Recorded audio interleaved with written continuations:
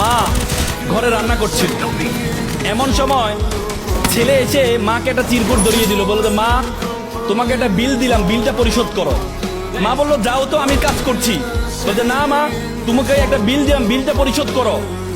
মা কাগজটা খোলার পর দেখলো ছেলে লিখেছে যে মা তুমি রান্না করার সময় বিভিন্ন সময় আমাকে বিভিন্ন জিনিস আনতে বলো, এটার জন্য 100 টাকা বিল। তুমি আমাকে গাছে পানি দিতে বলো, এটার জন্য 100 টাকা বিল।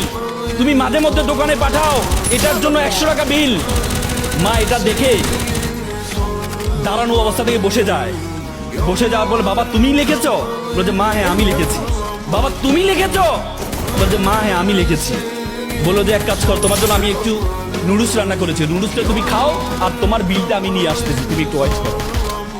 মা একটা কলম নিয়ে সে কাগজের বিপরীত পাঠে লিখলো, বাবা 9 মাস তোমাকে পেটে ধারণ করেছিলাম, জীবনে এত কষ্ট, টানা 9টা মাস তোমাকে আমি বহন করেছি। রাতে ইচ্ছে করতো একটু ডান পাশ হই, কিন্তু ডান পাশ হতাম না। আমার বাবুটা যদি পেটে ব্যথা পায় সেজন্য আমি ডান পাশ হতাম না। ইচ্ছা করতো একটু বাম পাশ হই, কিন্তু যে বাবুকে আমি দেখি নাই তার প্রতি আমার এত মহব্বত, আমি বাম পাশ হতাম না যে আমার সন্তানটা যদি ব্যথা পায়। সেটার জন্য তোমার বিল 0 টাকা। তুমি জন্মগ্রহণ করেছিলে, জন্মগ্রহণ করার পর 2টা বছর যে পরিমাণ ঘুম ভেঙেছে আমার, যে পরিমাণ প্রায় 6 মাস টানা, 6 মাস পরিমাণ ঘুম আমি ঘুমাই নাই আমার সন্তানের জন্য, সেটার জন্য বিল 0 টাকা। তুমি পিঠা পছন্দ করতা, ওই দিন পিঠা রান্না করেছিলাম তোমার জন্য, পরিবারের সকলে পিঠা খেয়েছে।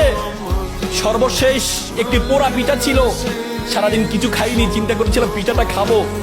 তুমি বাইরে থেকে দৌড়িয়ে এসে বললাম মা এটা কি অন্য পিঠা, এই পিঠাটা আমি খাবো। আমি তোমার দিকে একটু তাকিয়ে আমার সন্তানের হাসি দেখে নিজের পেটের মধ্যে যে খিদা আছে সেই খিদার দিকে আমি তাকাইনি, সেই খিদার দিকে আমি তাকাইনি। আমি তোমাকে সেই পিঠাটা দিয়ে দিয়েছিলাম, তুমি খাচ্ছ। আমার অন্তরের যে বাসনা, অন্তরের যে ভালোবাসা আমি প্রকাশ করতে পারিনি, সেই বিলের জন্য তোমার জন্য 0 টাকা। সন্তানকে যখন দেয়া হলো, সন্তান এটা দেখে মাকে জড়িয়ে ধরে কান্না করে বলল মা তোমার থেকে আমি, তোমার কাছ থেকে কোনো বিল আমি চাই না। চুমু খেয়ে ছেলে কান্না করে দিয়েছিল।